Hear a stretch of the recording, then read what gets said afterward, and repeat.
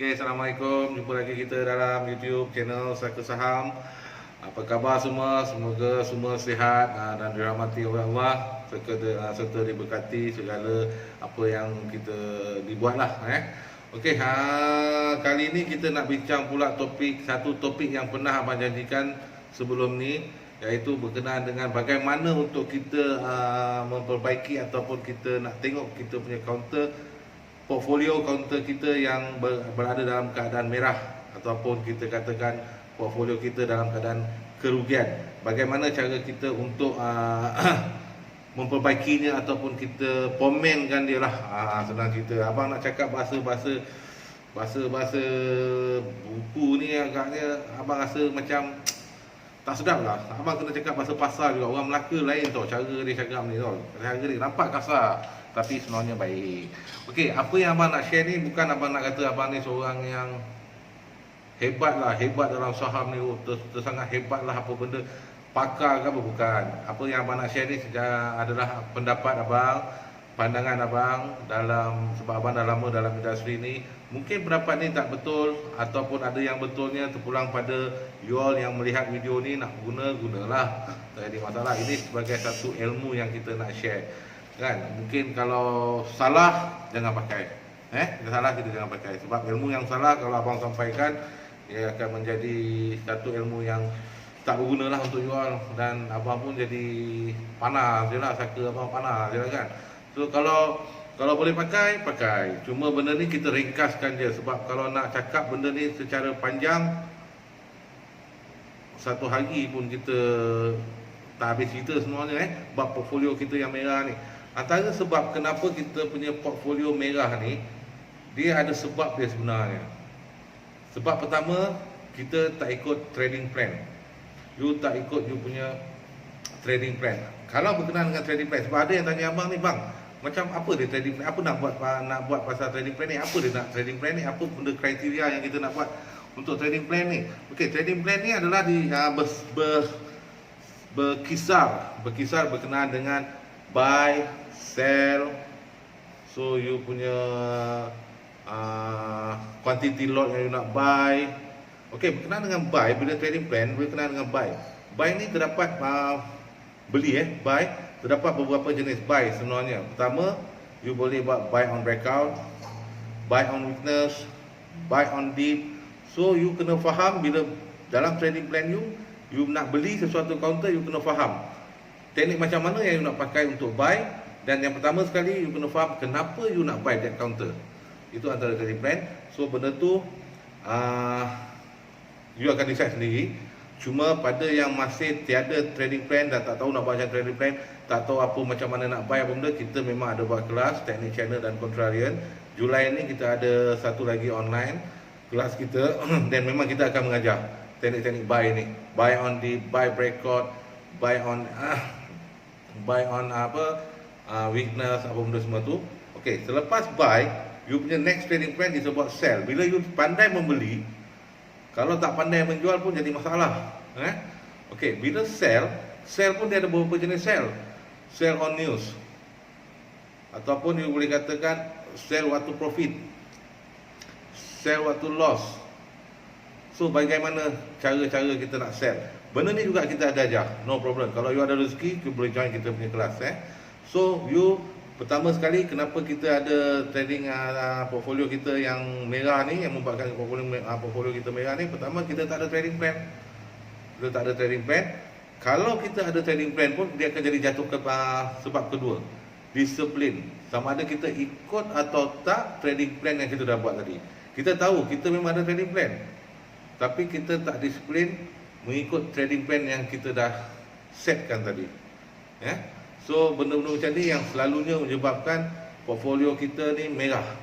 Dia menjadi masalah bila portfolio merah ni, dia menjadi masalah dia yang sebenarnya emosi kita lah. Bila kita buka pagi-pagi, tengok buka je counter, you punya portfolio semua merah. So dia mengganggu emosi kita sebenarnya. Mengganggu emosi kita, satu. Kedua, kemungkinan kita punya modal terbenam dalam kita punya portfolio counter-counter yang kita pilih tadi, dan kita tak ada lagi, bila market dah menjadi bagus ataupun kita ada peluang counter-counter yang lain untuk kita buy, kita dah tak boleh nak buy. Sebab portfolio kita merah, duit kita semua sangkut dalam tu, dan kita tak ada peluang untuk membeli dia lagi. Okey, antara sebab lagi yang tadi kita tak ikut dari plan tadi semua, sebab tu lagi sekali, tarik lagi satu, cut loss.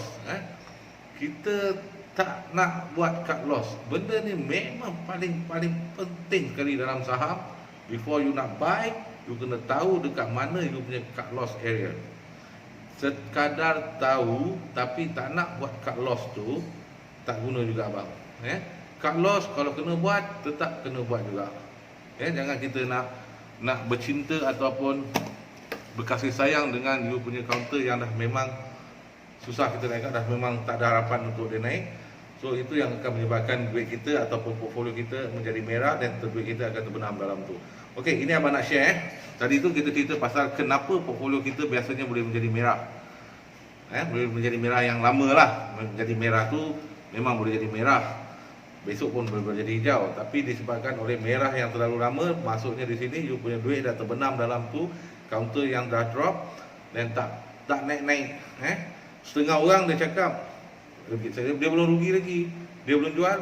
That mean saham dia walaupun dah jatuh, maybe 20%, 30%, 40% dah jatuh, tapi dia kata dia tak rugi lagi. Dia declare dia tak rugi sebab dia tak jual lagi. Kalau macam tu you punya mind baru susah abang nak ikat lah sebenarnya. Sebab memang dalam cara real life ni you masih lagi tak rugi sebab you tak jual lagi. Tapi you banyak rugi, antaranya masa you. You punya kewangan dalam tu, you rugi peluang, macam-macam you rugi. So benda-benda macam ni kita kena faham lah. Kita kena faham, you kena sedar benda ni. Pertama, you kena ada trading plan lah. Paling penting sekali sebelum nak involve dalam market, trading plan kena ada. Okey, bagaimana cara kita nak memperbaiki kita punya portfolio? Counter-counter kita dah merah dalam ni. So bagaimana nak jual atau tak counter yang ada dalam portfolio yang merah ni? Ini yang abang nak sharekan benda ni pada kali ini. Cuma benda ni sekali lagi abang cakap sekadar pandangan ataupun sebagai satu sharing ilmu lah. Kalau benda ni tak berguna untuk you, please jangan pakai. Okey, pertama sekali, before kita nak identify sama ada counter tersebut, counter yang dah merah ni, yang dah jatuh ni, sama ada dia masih boleh kita hold ataupun kita dah nak kena jual. Okey, portfolio yang merah ni biasanya yang dikata saham sangkut lah, kita sangkut dekat counter-counter tu. So setengah orang sangkut tu bermaksud you punya percentage counter tu dah drop above 15%. Setengah buku dia kata macam tu. So ini bermaksud kalau baru 1%, 2% you loss kat situ, dia masih tak dikategorikan sebagai satu saham yang dah sangkut lah, senang cerita. Tapi ini dia kalau ikut buku ataupun ikut beberapa orang mengatakan bahawa kita punya saham penurunannya telah melebihi 15% dan jarak masa dia agak lama. Maybe 3 bulan, 4 bulan, 6 bulan, setahun. You hold benda tu, dia drop, still drop dan tak naik-naik lagi. So counter-counter macam ni lah untuk kita perbaiki dia dalam portfolio. Bagaimana cara kita untuk perbaiki ataupun untuk kita membuat sesuatu action supaya counter kita, portfolio kita ni lebih cantik lah kita katakan. Okey, pertama sekali you kena check trend dia. You kena check trend counter tersebut. Okey, bila kita check trend counter ni, you kena tahu counter tu sama ada masih dalam keadaan uptrend, masih dalam keadaan bullish, atau counter yang you hold yang ada portfolio, dalam portfolio tu yang merah tu dah menjadi downtrend counter. Ini you kena identify trend counter tersebut. Terpulang pada you sama ada you jenis mid term, short term ataupun long term investor. You kena check you punya counter tu punya trend. So kalau long term investor, maybe you boleh tengok trend dia 6 bulan ke atas. Kita tengok trend counter tersebut 6 bulan ke atas, sama ada dia uptrend ataupun dia tengah downtrend. Kalau dia tengah uptrend, kemungkinan besar you masih boleh hold counter tu sebab kejatuhan dia masih tidak melepasi ataupun trend yang ada dalam kejatuhan tu tidak menjadi downtrend counter. Tapi kalau dalam long term, you tengok trend you dia masih dalam uptrend, tapi bila dia drop dan melebihi you punya uptrend tadi punya line, ataupun daripada uptrend dia menjadi downtrend, dan itu antara signal pertama untuk you buang counter tu dalam you punya portfolio. Okey, kedua, kita baru nak check dia punya fundamental. Kenapa abang cakap kita nak check trend dulu, bukan nak check fundamental counter tersebut terlebih dahulu? Kerana pergerakan harga dalam bursa Malaysia adalah disebabkan supply and demand. Kan? Supply and demand. So supply and demand price action ni you boleh melihatnya dalam chart. Kalau sesuatu counter tu fundamental dia tak bergerak sendiri untuk menaikkan harga. Kena faham benda tu Fundamental dia tak bergerak untuk menaikkan harga. Yang menaikkan harga adalah supply and demand terhadap price counter tersebut. Dan benda ni boleh kita lihat dalam chart. Dalam chart, sebab tu kita nak tahu trend dia. Okey, setelah kita melihat trend tadi dan kita dapati bahawa trend masih uptrend dan counter tu turun, tetapi mungkin disebabkan oleh correction.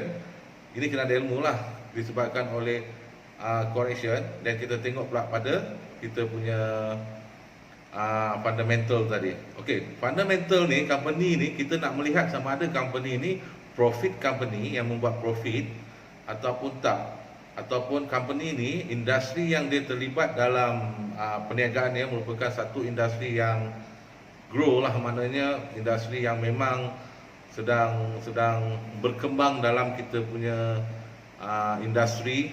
Dan you boleh tengok maybe industri yang diceburi oleh company ni merupakan satu industri yang baru dalam kita punya dalam Malaysia ni, dan dia ada lagi ruang untuk company ni untuk naik. You kena tengok tu juga. Dan juga you kena tengok liquidity saham tersebut. Walaupun dia fundamental dia bagus, tapi kalau liquidity dia kecil, susah untuk you untuk menjualnya.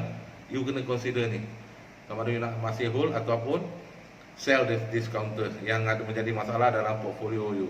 Pertama, kita check trend kita, sama ada trend tu masih bagus tak bagus untuk kita hold. Kalau tak bagus, kita check pula kat dia punya fundamental, sama ada fundamental dia bagus atau tak bagus. Kalau fundamental tak bagus, trend pun dah habis, ini you kena consider to sell this counter. Jangan nak berharap-harap lagi, jangan ada hope kat situ lagi. You kena consider sell this counter. Okey, untuk yang ketiga pula, kita nak tengok percentage kerugian yang dibawa oleh counter tersebut dalam portfolio kita. Sebesar mana percentage counter tersebut menyebabkan portfolio kita rugi besar. Ini you kena tengok keseluruhan portfolio tu. Dan you kena tengok single counter. You tengok counter, katalah counter A ada 10,000 unit, counter B ada 5,000 unit. Tapi you tengok 5,000 unit ni kerugian dia lebih besar daripada 10,000 unit yang tadi.